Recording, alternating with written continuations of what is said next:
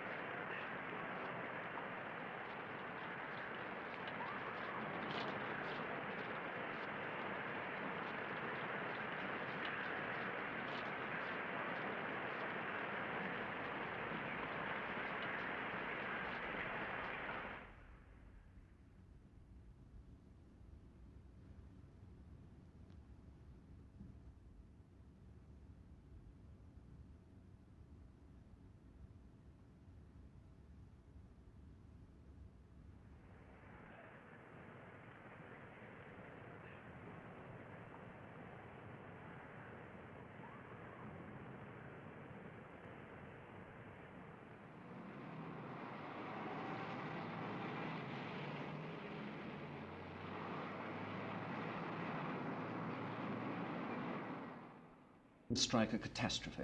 What effect is it going to have on the industry, on the coal industry? Well, it's going to have a very serious effect on the industry from every point of view. First of all, it's going to have an immediate effect on the miners and their families.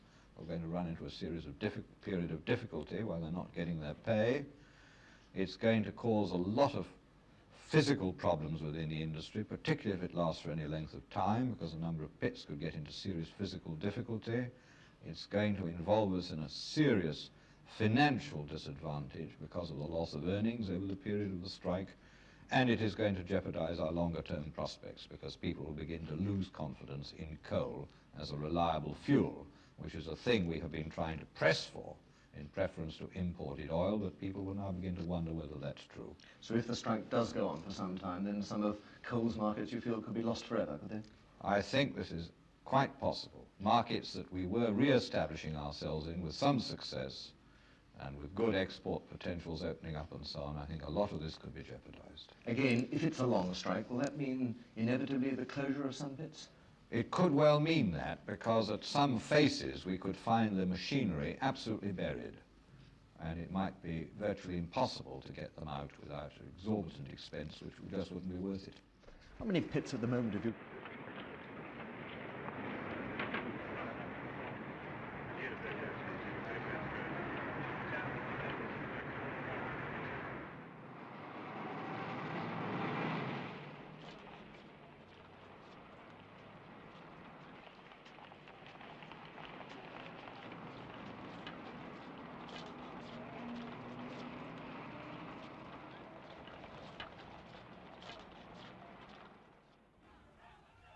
But let me say this. Our claim for £8 for men with a gross wage of £18 and £9 for men working underground for a gross wage of £19 for a full working week, and £5 for the men at the coal face is fully justified. And I'll explain why in relative or comparative terms. And I come back to the increases for the Members of Parliament. I pointed out in the negotiations with the National Coal Board, when they said to me, but you must remember that Members of Parliament have had no increase since 1964. I said, yes, that's true. In 64 they got 84%, now they've got another 38%. If that same percentage increase had been applied to the miners, they would already be getting £27.55 a week on the surface and £28.71 for the minimum underground. We'll settle for that. And I could go on using comparison after comparison. But on...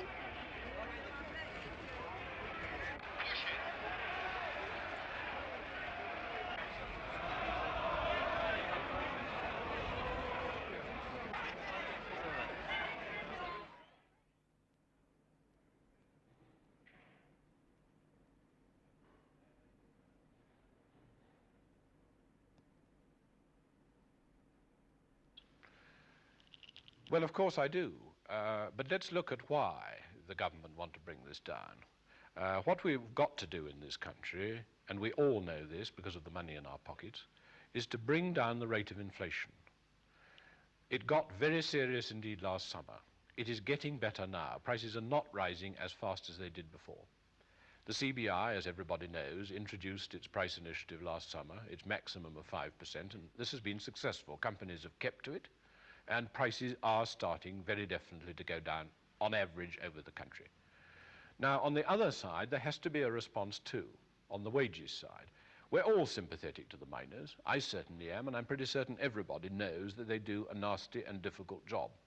But it isn't simply a question of giving the miners exactly what they want and feeling that nobody else will take advantage of this. The fact is that there are plenty of other industries who will feel that they deserve roughly what the miners deserve. If that is so, and if the rate of settlement is high, we shall get ourselves back again into a situation of roaring inflation. It won't do the miners any good, it won't do the rest of industry any good, and it certainly won't do the country any good, and it will do most harm to the low paid and to the pensioners.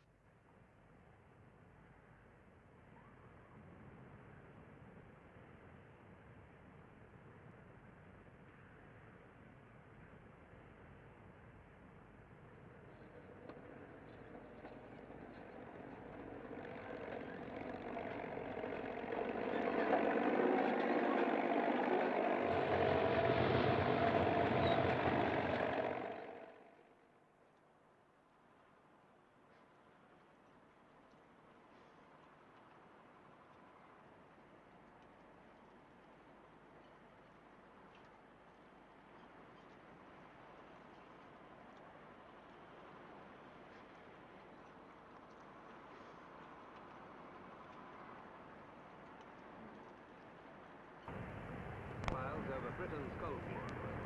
More than 4 eyes. Why pride? Because the miner has always been proud of the earth. Still on pride. No one. The men who work it know that whatever politicians do, coal,